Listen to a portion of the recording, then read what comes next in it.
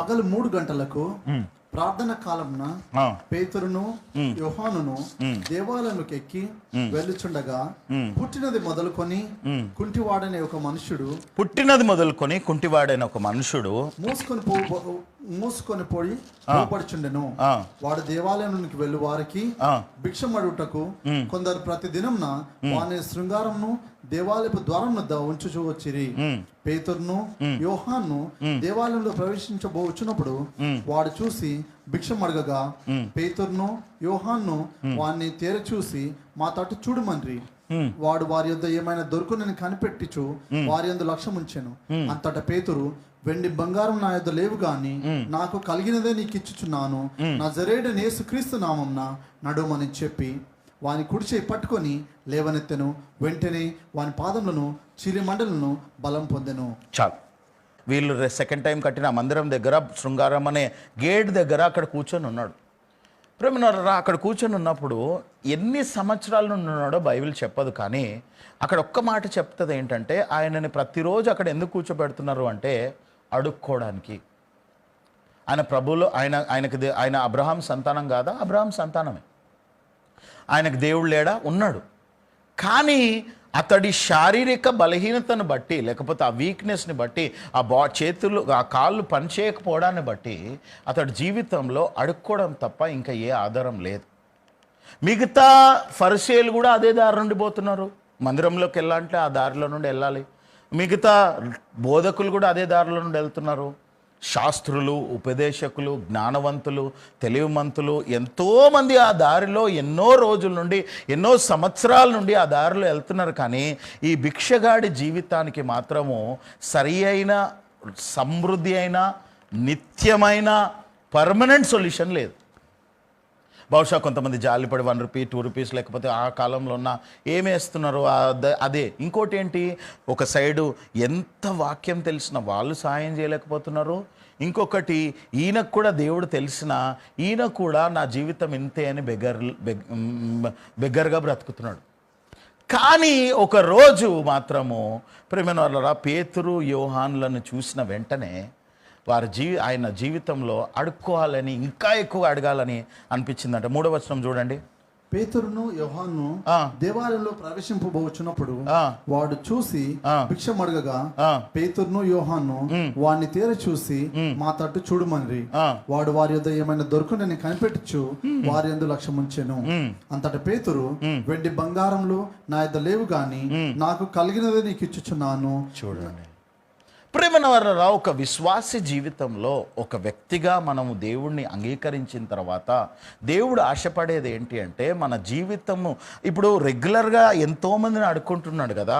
పేతురు యోహానును చూసి ఆయన ఇంకా ఎక్కువ ఆసక్తితో అడగడం మొదలు పెట్టేసరికి పేతురు యోహానులో పేతురుకి అనిపించిందంటే, ఈయనకి గోల్డ్ ఇచ్చినా సిల్వర్ ఇచ్చినా, మా దగ్గర అయితే గోల్డ్ సిల్వర్ లేవు అఫ్ కోర్స్, కానీ ఈయనకి ఇచ్చినా కానీ కూడా ఆ శరీరంలో ఉన్న బలహీనత నుండి అయితే బయటపడలేడు కదా.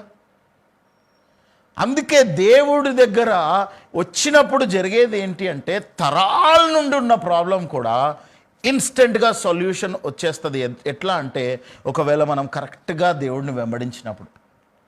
ఇక్కడ చూడండి, రైట్ పర్సన్ దగ్గరికి ఈయన కనెక్ట్ అవ్వడాన్ని బట్టి ఈయన జీవితంలో జరిగింది ఏంటి అంటే, 7వ వచనం చూడండి. వాని కుడి చేయి పట్టుకొని లేవనెత్తెను. వెంటనే వాని పాదములను చీలి మండలను బలము పొందెను. చూడండి ప్రేమన వల్లరా, that is why I say always, నీకు టెంపరీ సొల్యూషన్లు ఇవ్వడానికి సాతాను ట్రై చేస్తూ ఉంటాడు. బెగ్గింగ్ ద్వారా తిండి వచ్చేస్తుంది, ఆయన ప్రతిరోజు అడుక్కోవడాన్ని బట్టి ఆహారం వచ్చేస్తుంది, ఆయనకు తెలిసిన వాళ్ళ మధ్యలోనే ఉంటున్నాడన్న కొంచెం సంతోషం ఉంది, కానీ అతడి కాళ్ళు పనిచేయట్లేదు. ఈరోజు నీ జీవితంలో, నా జీవితంలో కూడా సాతాను చేసే పని, ఈరోజు ప్రేయర్లో కూడా నేను అదే చేసిన. ఎలాగైతే ఫరో మోషేతో ప్రతిసారి నెగోషియేట్ చేసి ఆ 10 తెగుళ్ళు వస్తున్నా కానీ కూడా, సరే మీరు ఒక్కరు వెళ్ళిరండి, మీ భార్య పిల్లల్ని ఇక్కడే వదలండి, గొడ్లను ఇక్కడే వదలండి, లేకపోతే నేను అసలు వదిలిపెట్టను. Devil will try to negotiate with you and say that it's okay. కనీసం ఇప్పుడు 5% వచ్చేది 10% వస్తుంది కదా అని సంతోషపడేటట్టు చేస్తుంది. కానీ మోషే ఏమంటాడు, ఒక్కటి కూడా వదిలిపెట్టకుండా అన్నీ తీసుకొని పోతాం మేమంటాడు. స్లేవరీలో ఉంచాలన్నది సాతాను ఉద్దేశం. బానిసత్వంలో ఉంచలేకపోతే కనీసము నీ మీద కంట్రోల్ చేయాలన్నది వాడి ఉద్దేశం. నీ మీద కంట్రోల్ కూడా కంప్లీట్గా చేయలేకపోతే కనీసం రోజుకొకసారైనా చేయాలన్నది వాడి ఉద్దేశం. నీ మీద రోజుకొకసారి కాకపోయినా గంటకొకసారైనా చేయడానికి ఉద్దేశం. లేకపోతే వాడు ఎక్కడ కంట్రోల్ చేయాలనుకుంటున్నా అక్కడికి లాక్కెళ్ళడం వాడి ఉద్దేశం. అనారోగ్యత ద్వారానో, బలహీనతల ద్వారానో, పితరుల ద్వారా వచ్చిన బ్లడ్ లైన్ ద్వారానో, ఇంకా ఎన్ని రకాలుగా అయినా సరే హీజ్ వర్క్ ఈజ్ టు, రక్షణ వచ్చిన తర్వాత కూడా నువ్వు ఒకలాంటి బానిసత్వంలో ఉండిపోవాలన్నది సాతాను ప్రణాళిక. కానీ దేవుడి ఉద్దేశం ఏంటి అంటే నిన్ను సంపూర్ణంగా విమోచించడం. హల్లెలూయా. ఒకసారి యెషయా 10:27 చూడండి. ఇంగ్లీష్లో, కేజేవీలో ఇంగ్లీష్లో చూడండి, తెలుగులో చూడండి. ఐజియా 10:27.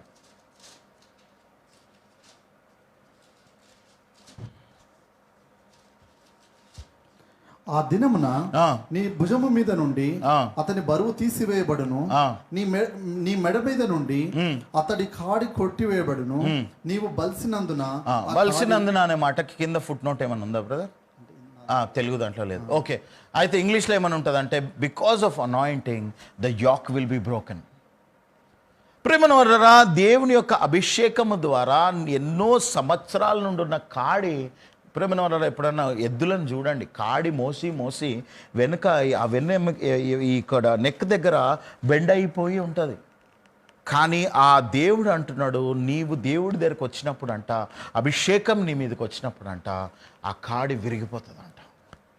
ప్రేమన వల్లరా, ఇక్కడ పేతురు కూడా ఆయన దగ్గర ఉన్న ₹1, ₹2 వేసి సాల్వ్ చేయొచ్చు. కానీ ప్రేమనల్లరా, దేవుని యొక్క వాక్యం ప్రకారము పేతురు చేసిన పని ఏంటంటే సంపూర్ణమైన విడుదల ఇవ్వడానికి ఒక ఇన్స్ట్రుమెంట్గా వాడబడ్డాడు.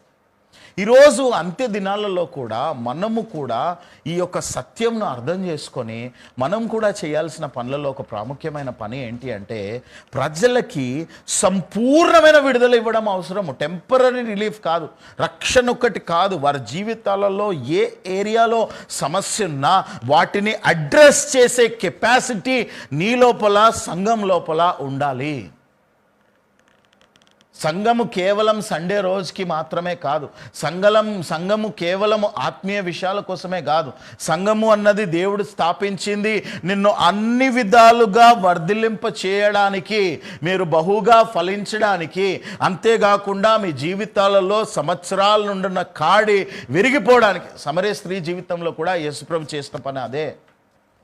యోహాను సువార్త 4వ అధ్యాయంలో మీరు గమనిస్తే ఆమెకి నింద అవమానం తట్టుకోలేక, ఆమె జీవితంలో ఉన్న వీక్నెసెస్ గురించి, ఆమెకున్న ఆ ఫ్లెష్లీ డిజైర్స్ నుండి ఓవర్కమ్ కాలేక, మనుషులనే మాటల్ని వినలేక మధ్యాహ్నం వెళ్ళి నీళ్ళు తెచ్చుకుంటున్నారు.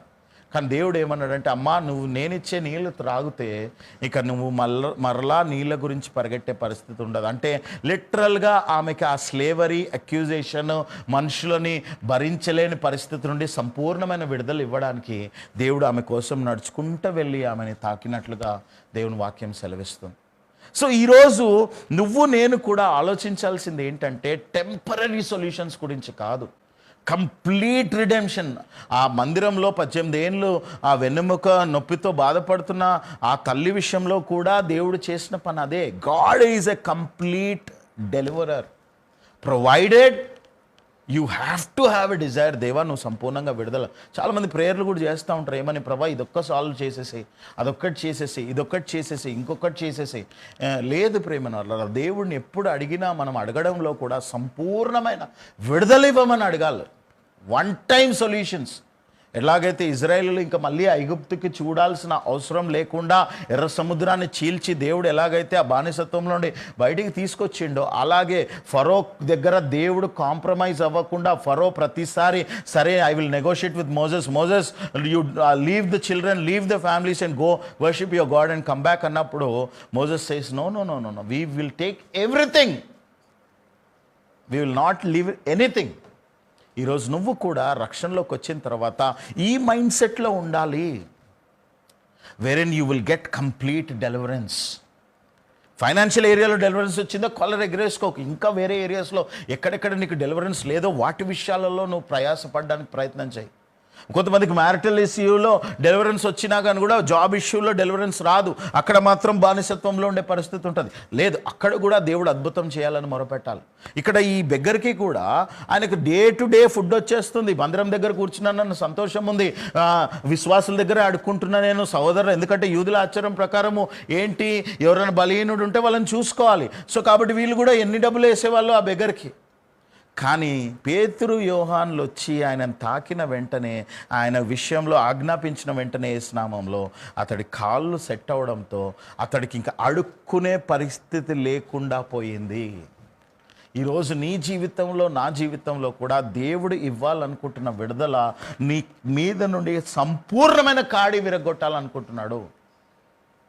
కంప్లీట్ డెలివరెన్స్ అన్నమాట, నాట్ టెంపరరీ డెలివరెన్స్. ప్రేమనవరారు, ఎంతోమంది విశ్వాసులు టెంపరరీ డెలివరెన్సెస్తో కాంప్రమైజ్ అయిపోయి అక్కడ ఆగిపోతున్నారు. That is not God's complete plan. God's complete plan is that you should arise and shine to heights. అందుకే దేవుడు అంటాడు, నన్ను నమ్మిన వారు నాకంటే గొప్ప కార్యాలు చేస్తారు. మినిమం దేవుడిని నమ్మిన మనము ఆయన లాగానన్నా చేసే కెపాసిటీలో ఉండాలని నేను సండే రోజు చెప్పినాను. సో కాబట్టి ఈరోజు నీ జీవితంలో, నా జీవితంలో ఈ ప్రేమలో ఈ మెసేజ్ చెప్పడానికి కారణం 2 ఎగ్జాంపుల్స్. ఒకటి, నిన్న ఒక యవనస్తుడు, దేవుడిలో ఎదుగుతున్న యవనస్తుడు అప్పుల భారం తట్టుకోలేక సూసైడ్ చేసుకొని చనిపోయినాడు. ఇక్కడ నాకు మంచిగా అనిపించింది ఏంటి అంటే, యేసుప్రభు నామంలో లేచి నిలబడి అనడమే కాదు, 7వ వచనం చూడండి, ఆయన చెయ్యి పట్టుకొని లేచి నిలబడేంత వరకు కూడా ఆయనని లేపడానికి ట్రై చేసిరంట. హల్లెలూయా. చర్చ్తో ఉన్నప్పుడు నీకు జరిగేది కూడా అదే. చూడండి 7వ వచనం ఏమనుందో, వాని కుడి చెయ్యి పట్టుకొని లేవనెత్తెను, వెంటనే వాని పాదములను చీలి మండలను. వెంటనే వాడి పాదం అంటే చర్చ్ చేసే పని ఏంటంటే, కొన్నిసార్లు నీకు డెలివరెన్స్ ఇమీడియట్గా రాకపోయినా నువ్వు పాస్టర్తో, సంఘంతో కలిసి ప్రార్థన చేస్తున్నప్పుడు, ఎదుగుతున్నప్పుడు జరిగేది ఏంటో తెలుసా, స్లోలీ యూ విల్ డెవలప్. మన చర్చ్లో నేను చేసే పనులలో ఒక పని ఏంటో తెలుసా, I will see who is having what potential, who is having what వీక్నెసెస్ని పక్కన పెట్టి ఫస్ట్ పొటెన్షియల్స్ ఏమేమి ఉన్నాయో వాటిని యాక్టివేట్ చేస్తూ వాళ్ళ చేయి పట్టుకొని కొంత దూరం నడిచిన తర్వాత జరిగేది ఏంటో తెలుసా, ఆటోమేటిక్గా మిగతా వీక్నెసెస్ నుండి కూడా వాళ్ళు బ్రేక్ అవుతారు.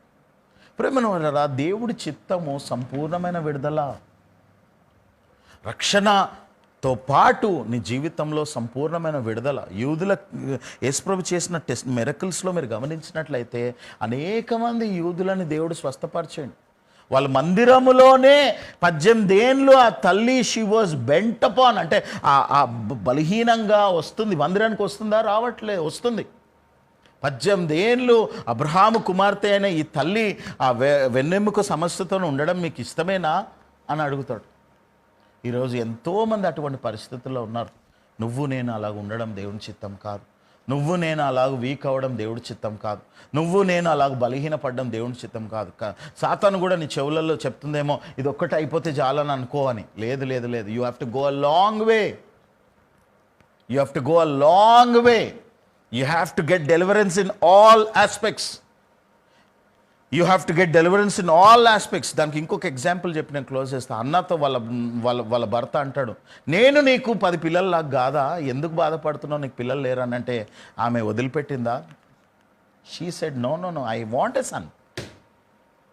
Again she went back and prayed. వాళ్ళ భర్త ఎంత ఆమెకి డబుల్ పోర్షన్ ఇచ్చేవాడంట. Beautifully explained. యాక్చువల్లీ చెప్పాలంటే అది ఎంత మంచిగా ఎక్స్ప్లెయిన్ చేశాడు. డబుల్ పోర్షన్ ఇచ్చి అన్నీ చేసినా ఆమె మాత్రం గివప్ చేయలేదు. She went on pursuing until God heard a prayer and gave her the son called Samuel. ప్రేమైన వాళ్ళరా, ఈరోజు కాబట్టి okay sorry, first 8th verse చదవండి. 8th verse 1:8. ఆమె పెనిమిటి అయిన ఎల్కానా, హన్నా, నీవెందుకు ఏడ్చుచున్నావు, నీవు భోజనము మాంట ఎలా, నీకు మనో విచారం ఎందుకు కలిగినది, 10 మంది కుమారుల కంటే నేను నీకు విశేషమైన వాడిని కానా అని ఆమెతో చెప్తూ వచ్చిన. She could have compromised and said it's okay, I can live without a son, but she said no, I want deliverance. ఈరోజు ఎంతోమంది విశ్వాసుల జీవితాలలో ఈ సత్యం తెలియకుండా బెగ్గింగ్ చేసే పరిస్థితుల్లో ఉన్నారు. బెగ్గింగ్ అంటే లిటరల్గా చేయి చాపి మనుషుల ముందర అడుక్కునే పరిస్థితి లేకపోవచ్చు, కానీ వారి జీవితాలలో ఇంతే దేవుడు ఇవ్వగలుగుతాడు, దీనికంటే ఎక్కువ ఇవ్వలేడు అని నిర్ణయించుకొని ఆగిపోయిన వారు ఎంతోమంది ఉన్నారు. ఈ బెగ్గర్లాగా ఆగిపోయిన వారు ఎంతోమంది ఉన్నారు. కానీ పేతురు యోహానులు వచ్చి అతడు చేయి పట్టుకొని ఆజ్ఞాపించడంతో పాటు అతడు చేయి పట్టుకున్నప్పుడు అతడి జీవిత కాలపు దారిద్రత, అనారోగ్యత వెళ్ళిపోయింది. సమరయ స్త్రీతో దేవుడు మాట్లాడి ఆమెను అడ్రస్ చేసిన వెంటనే ఆమె జీవిత కాలపు నింద వెళ్ళిపోయింది. 18 ఏళ్ళు మందిరానికి రెగ్యులర్గా వస్తున్న ఆ తల్లికి ఉన్న ఆ వెన్నెముక ప్రాబ్లము దేవుడు అడ్రస్ చేసిన వెంటనే వెళ్ళిపోయింది. ఈరోజు నీకు కూడా దేవుడు అడ్రస్ చేస్తాడు, provided you consistently walk with him and SIT with him. అభిషేకము ప్రతి కాడిని విరగొడుతుంది. అటువంటి కృప పరిశుద్ధాత్మ దేవుడు మనకు దయచేయలాగున ప్రార్థన చేసుకుందాం. ప్రభా, ఈరోజు మరి వాక్యం విన్న ప్రతి ఒక్కరిని మీ హస్తముల కింద, నా కబంధ హస్తముల కింద ఉంచి వారికి ఉన్న ఏ ఛాలెంజ్ అయినా నాయన డెలివరెన్స్ ఇవ్వమని, తిరిగి కలుసుకునేంత కృపలో భద్రపరచమని యేసు నామంలో ప్రార్థించి వేడుకుంటున్నాం తండ్రి. ఆమేన్.